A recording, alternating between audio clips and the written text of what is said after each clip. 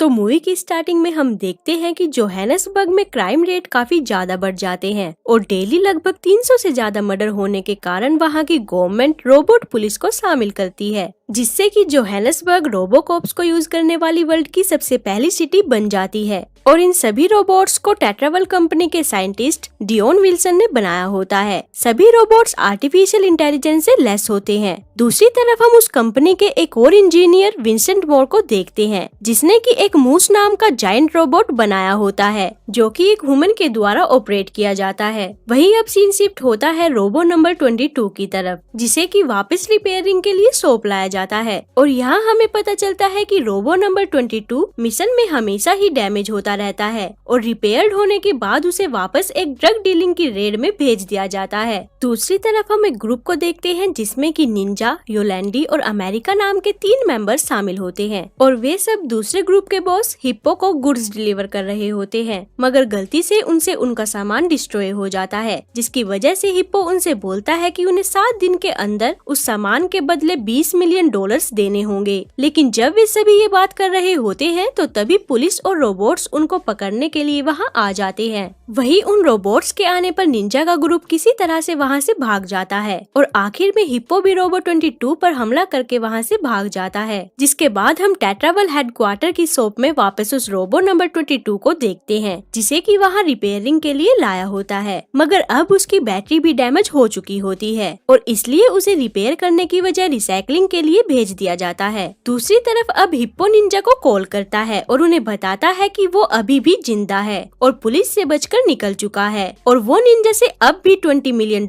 मांगता है। जिसके बाद निंजा, योलैंडी और अमेरिका एक और रॉबरी करने का डिसाइड करते हैं, मगर उन्हें रोबोकॉप से काफी डर लगता था, जिसकी वजह से वे डिसाइड करते हैं कि वे रोबोट्स के क्रिएटर को पकड़कर उससे सभी रोबोट को बंद करवा देंगे, जिससे कि वे आसानी से चोरी कर सके। वही अब सीन शिफ्ट होता है डियोन की तरफ, जो कि अपने नए प्रोजेक्ट पर काम कर रहा होता है और पूरी रात काम करने के बाद उसे अपने प्रोजेक्ट पर कामयाबी हासिल हो जाती है। और अपने प्रोजेक्ट पर कामयाबी हासिल होने के बाद वो तुरंत अपनी बॉस को ये गुड न्यूज बताने जाता है और कहता है कि वो इसका टेस्ट रोबो नंबर 22 पर करना चाहता है और अगर ये सक्सेस होता है तो ये रोबोट दुनिया का सबसे पहला सोचने और समझने वाला रोबोट होगा। लेकिन डियोन की बॉस उसके इस प्रोजेक्ट को रिजेक्ट कर देती है और उसे इस प्रोजेक्ट पर काम करने से मना कर देती है, जिसके कारण डियोन काफी अपसेट हो जाता है और डिसाइड करता है कि वो ये काम खुद करेगा। जिसके बाद वो पुलिस रोबो सिस्टम की सिक्योरिटी चिप को चुरा लेता है और वो रोबो नंबर 22 जिसे कि रिसाइकलिंग के लिए फेंक दिया गया था उसे अपने साथ ले जाता है। डियोन जब उस रोबो को ले जा रहा होता है तो तभी निंजा की गैंग उसे पकड़ लेती है और उसे अपने बेस में ले जाती है, जहाँ वे डियोन से उन रोबोट्स को बंद करने का तरीका पूछते हैं, जिस पर डियोन उन्हें कहता है कि उन रोबोट्स को ऐसे बंद करना इम्पॉसिबल है क्योंकि वे सभी सैटेलाइट से जुड़े हुए हैं। जिसे सुनकर निंजा उसे मारने ही वाला होता है कि तभी उन्हें उसकी वैन में एक डिस्ट्रॉय रोबोट मिलता है। उस डिस्ट्रॉय रोबो को देखकर वे सभी डियोन से उनके लिए एक नया रोबो बनाने के लिए कहते हैं, लेकिन डियोन उन्हें कहता है कि ये सिर्फ एक टेस्ट है और अगर वो इसे बनाता है तो उन्हें इसका ख्याल एक बेबी की तरह रखना होगा, जिस पर वे सभी एग्री हो जाते हैं और डियोन से उस रोबो को बनाने के लिए कहते हैं। वहीं आगे डियोन उस रोबो को रीअसेंबल करके उसमें सिक्योरिटी चिप से एक न्यू सॉफ्टवेयर को इंस्टॉल कर देता है और सॉफ्टवेयर इंस्टॉल करने के बाद वो रोबो अचानक से जिंदा हो जाता है। उस रोबो को जिंदा देखकर डियोन काफी हैरान हो जाता है और जैसा कि डियोन ने सोचा था ठीक वैसे ही वो रोबो एक बेबी की तरह डरता और हर चीजों को जानने के लिए काफी क्यूरियस होता है। आगे हम देखते हैं कि उस टीम की एक मेंबर उसका नाम चैपी रख देती है, जिसके बाद निंजा डियोन को वहाँ से जाने के लिए बोलता है और साथ ही उसे वार्न भी करता है कि अगर वो अगली बार आया तो वो उसे मार डालेगा। वहीं आगे हम उन रोबोट्स को बनाने वाली कंपनी के एक इंजीनियर को देखते हैं, जो कि अपने द्वारा बनाए गए रोबो के डिजाइन को गवर्नमेंट के कुछ ऑफिसर्स को दिखा रहा होता है, क्योंकि अगर वो ऑफिसर्स इस रोबो को अप्रूव कर देते हैं तो इस रोबो का यूज भी रोबो पुलिस में होना शुरू हो जाएगा। मगर वे ऑफिसर्स उसके रोबो को रिजेक्ट कर देते हैं क्योंकि उसका रोबो साइज में काफी बड़ा और ज्यादा एनर्जी कंज्यूम करने वाला था। वही अब हमें एक और इंजीनियर दिखाया जाता है जिसका नाम डियोन होता है, जिसके द्वारा बनाए गए रोबोट्स के डिजाइन को गवर्नमेंट अप्रूव कर देती है और बड़ी संख्या में मैन्युफैक्चर करने का ऑर्डर करती है। ये सब देखकर विंसेंट काफी गुस्सा होता है और वो डिसाइड करता है कि वो सिक्योरिटी चिप को चुराकर डियोन के रोबोट्स को डिस्ट्रॉय कर देगा, मगर वो ऐसे करने में नाकामयाब हो जाता है क्योंकि उसे वो चिप वहाँ नहीं मिलती और चिप न मिलने की वजह से वो सिस्टम रिकॉर्ड्स को चेक करता है और रिकॉर्ड्स को चेक करने पर उसे पता चलता है कि वो चिप रोबो नंबर 22 में इंस्टॉल्ड है, जिसे देखकर वो कंफ्यूज हो जाता है कि यहाँ पर चल क्या रहा है।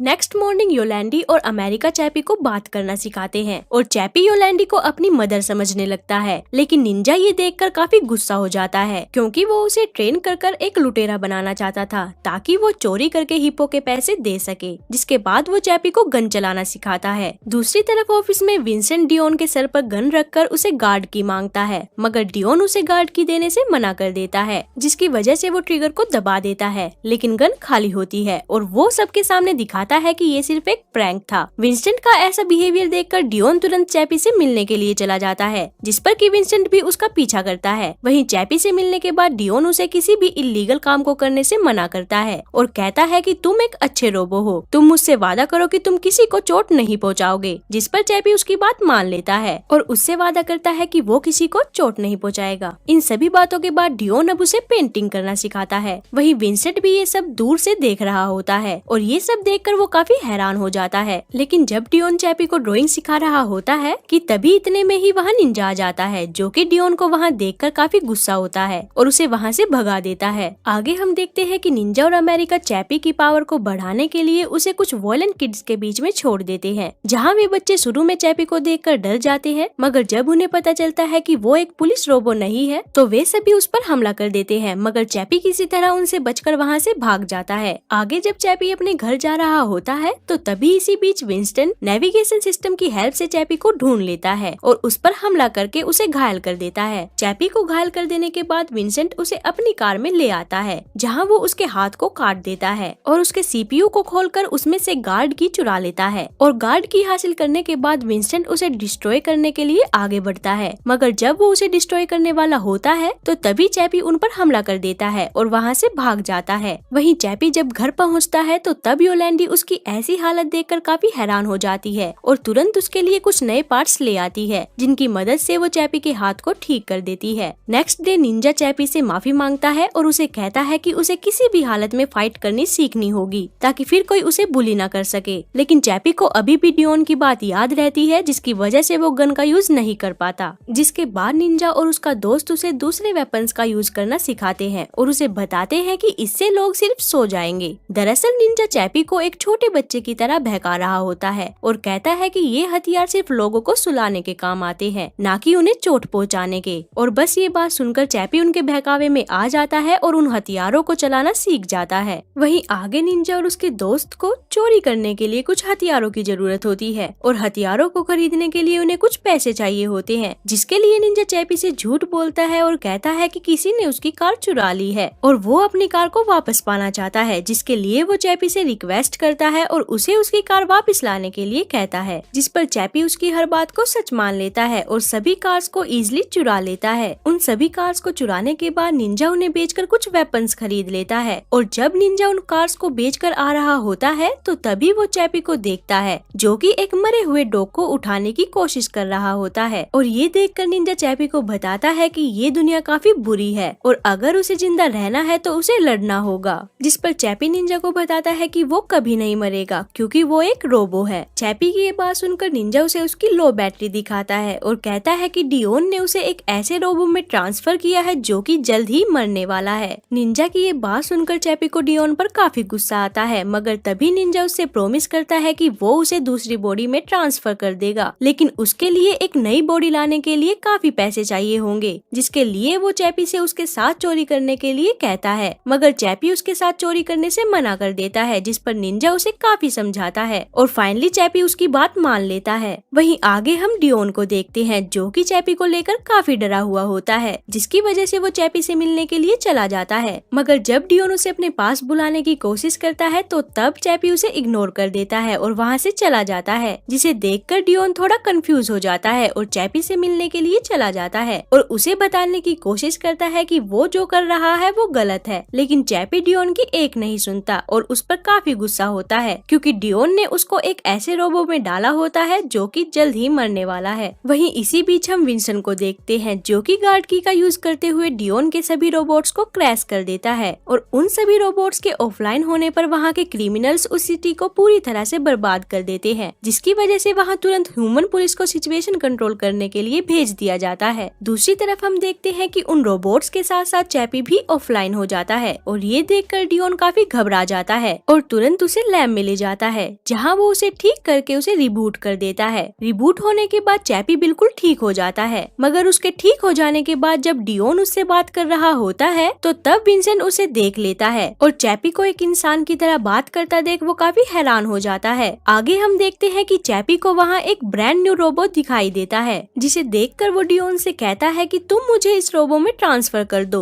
जिससे मैं जिंदा रहूंगा। मगर डियोन उसे समझाता है और कहता है कि तुम्हें दूसरी बॉडी में ट्रांसफर नहीं किया जा सकता, क्योंकि तुम कोई प्रोग्राम नहीं हो, बल्कि तुम उससे कहीं ज्यादा हो। तुम इंसानों की तरह सोच सकते हो, जिसकी वजह से तुम्हें कॉपी नहीं किया जा सकता। जिसे सुनकर चैपी को लगता है कि डियोन उसकी हेल्प नहीं करना चाहता, जिसकी वजह से वो वहाँ से एक न्यूरोट्रांसमीटर मशीन लेकर भाग जाता है और घर पहुँचने पर वो उस न्यूरोट्रांसमीटर की मदद से ब्रेन की मेमोरी को कॉपी करने की कोशिश करने लगता है, जिसके बाद वो उसे अपने ऊपर ट्राई करता है और फाइनली वो अपनी मेमोरी कॉपी करने में कामयाब हो जाता है। वहीं इन सभी बातों के बाद वो निंजा के साथ चोरी करने के लिए चला जाता है, क्योंकि निंजा ने उससे वादा किया होता है कि वो चोरी करने के बाद उसके लिए एक नई बॉडी लाएगा। आगे हम देखते हैं कि निंजा और उसका पूरा ग्रुप चोरी करने के लिए चला जाता है, जहाँ पर चैपी उनकी चोरी करने में मदद करता है। दूसरी तरफ ये सब न्यूज में बताया जा रहा होता है कि कैसे एक रोबोट चोरी में उनकी मदद कर रहा है और ये न्यूज में देखकर डियोन काफी हैरान हो जाता है। वहीं अब हम विंसेंट को देखते हैं, जो कि अब अपने मकसद में कामयाब हो चुका होता है। दरअसल विंसेंट चाहता था कि डियोन के रोबोट्स की जगह उसके रोबोट्स तैनात किए जाए और इसलिए वो अपनी बॉस के पास जाकर उन्हें डियोन के खिलाफ भड़काता है और कहता है कि डियोन ने आपके मना करने के बावजूद अपना प्रोजेक्ट कंटिन्यू रखा, जिसे सुनकर उसकी बॉस को काफी गुस्सा आ जाता है और इसी का फायदा उठाकर विंसेंट उनसे अपने रोबो को लॉन्च करने की परमिशन मांगता है और कहता है कि अगर आप मुझे एक मौका दे तो मैं सब कुछ ठीक कर दूंगा, जिस पर उसकी बॉस उसे परमिशन दे देती है। जिसके बाद विंसेंट अब अपने रोबो